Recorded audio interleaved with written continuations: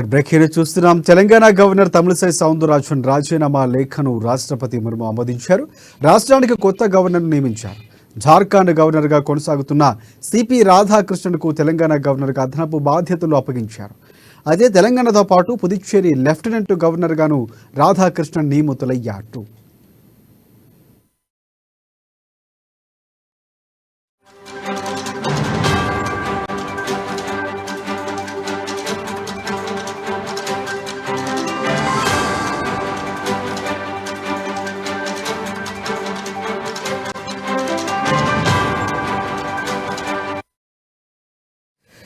Breaking చూస్తున్నాం. Telangana governor Tamilisai Soundararajan రాజీనామాను రాష్ట్రపతి ముర్ము ఆమోదించారు. రాష్ట్రానికి కొత్త గవర్నర్ను నియమించారు.